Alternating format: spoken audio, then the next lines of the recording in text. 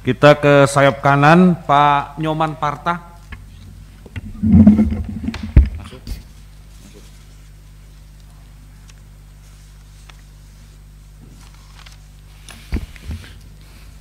Pimpinan beserta seluruh anggota Dewan yang saya hormati, Pak Menteri beserta jajaran, saya ingin membatasi diri hanya bicara urusan BP PUM karena waktu dan juga banyak sekali kawan-kawan akan berbicara. Saya mengamini Pak Menteri bahwa memang program yang satu ini benar-benar bermanfaat. Jadi setuju saya dengan hasil surveinya itu, dan memang sebagian besar fokus pada penambahan bahan baku yang sebelumnya karena pandemi mereka tidak sanggup penuhi. Karena saya sering di lapangan, jadi saya ingin memberikan evaluasi untuk perbaikan ke depan, sekaligus nanti ada usul yang kami ingin sampaikan. Yang pertama, sering muncul nama-nama yang berbeda di antara yang di SMS dengan nama aslinya, sehingga ini banyak sekali menimbulkan kendala di lapangan.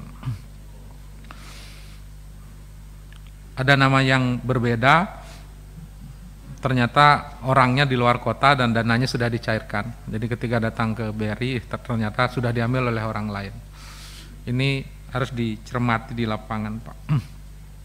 Terus mungkin tidak semua yang mengupdate nomor digit KTP-nya masih mengusulkan nomor KTP yang 14 digit, sementara diharuskan 16 digit. Ketika namanya muncul itu tidak bisa direalisasi juga, Pak Menteri. Mungkin memang harus dibuat standar khusus untuk itu. Terus ada juga yang muncul namanya, contoh status ini, munculnya tanggal 25 Desember, ketika diurus tanggal 4 sudah hilang dari sistem. Yang seperti itu terjadi di lapangan. Begitu juga antar bank, karena ini satu bank, BRI. Di bank cabang tertentu dia dananya cair sekali 2,4, tapi ada juga bank yang sama lokasinya berbeda cairnya 3 kali. Nah ini mungkin harus dibuat standar, memang 3 kali kah pencairannya ataukah memang 1 kali ini dibuat agar lebih seragam. Selanjutnya masukan saya Pak Menteri terhadap penyempurnaan program ini untuk ke depan, apalagi itu sudah disebutkan tadi ke depan akan mengusulkan pagunya sekitar sama juga dengan yang tahap pertama 28 triliun, dana yang cukup besar dan pasti akan sangat membantu. Yang pertama, saya ingin menyampaikan untuk pengusulannya, di luar lembaga-lembaga yang disebutkan mungkin lebih bisa difokuskan ke dinas koperasi atau dengan lembaga lain, tetapi ketentuannya adalah keterangan usahanya yang penting, Pak. Jadi keterangan usaha yang didapatkan dari kepala desa itu justru yang paling penting, karena dari situ screeningnya bahwa yang bersangkutan memang benar memiliki usaha. Jadi usulannya seperti itu. Sebab di lapangan terutama sekali yang tahap awal, ada yang diusulkan oleh BRI, oleh bank, ada yang diusulkan oleh Pegadaian juga langsung, mungkin juga oleh koperasi. Banyak juga yang memiliki KUR cair, Pak.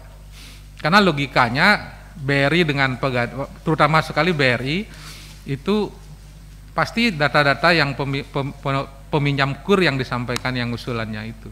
Sehingga banyak yang justru cair, tapi tahap berikutnya yang punya KUR tidak boleh cair. Bahkan sudah dapat SMS, ternyata ketika dicek tidak boleh cair. Ini mungkin perlu dibenahi lapangannya. Menurut saya karena memang KUR itu adalah pinjaman, sementara banpres adalah bantuan, menurut saya tidak ada masalah mereka dapat di awal, tetapi bukan untuk berturut-turut. Selanjutnya Pak Menteri, saya mengusulkan agar khusus untuk memberikan perhatian juga pada disabilitas, karena selama ini mereka yang bekerja sebagai tukang pijat penyanyi di pinggir jalan maupun bentuk-bentuk kegiatan lain yang mereka lakukan secara mandiri, itu banyak sekali mengalami dampak. Mungkin memang perlu dibuatkan khusus, pendataan khusus agar diberikan bantuan agar mereka bisa beraktivitas. Lebih lanjut Pak Menteri, KUR kan dulu ketika normal diberikan dengan bunga 6%. Suasananya normal Pak Menteri. Apa tidak bisa dibuat kebijakan baru khusus masa pandemi ini karena kendala bahan bakunya semua naik, terutama sekali kuliner. Daging semuanya naik, telur naik, cabai bahkan luar biasa. Agar mereka tidak berusaha akhirnya hanya untuk bayar bunga, apa tidak bisa KUR itu diturunkan dari 6 menjadi 3 gitu misalnya. Jadi sudah sekarang sudah akan jadi kebijakan. Wah, luar biasa, terima kasih Pak Menteri. Yang tahun lalu yang super mikro 10 juta 0% Pak. Ya, tapi hanya 2 bulan, tidak Desember. hanya. Ya. Lebih lanjut yang terakhir, mohon izin pimpinan, Bapak Ibu, Pak Demar juga khusus untuk Bali Pak Menteri. Jadi Pak Menteri barangkali sudah berapa kali juga berkunjung ke Bali. Ini benar-benar situasinya, kontraksinya luar biasa, 2 kali lipat dengan situasi nasional. Sepi betul Pak Menteri. Saya mohon ini diberikan perhatian khusus oleh Pak Menteri, bagaimana membangkitkan Bali agar bisa seperti semula lagi. Saya juga melihat di Kuta misalnya kapan ya Pak Nyoman turis akan datang.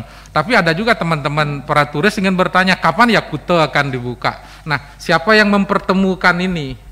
Saya pikir harus ada keterlibatan kementerian untuk mempertemukan ini, karena sudah saling tunggu ini, mereka ingin datang dan ini sudah siap untuk buka. Harus ada yang mempertemukan ini agar kepentingan ini bisa ketemu dan ekonomi Bali bisa bangkit kembali. Amin. Kira-kira begitu Pak Menteri, terima kasih. Ya, makasih Pak Nyoman Parta, supaya Bali United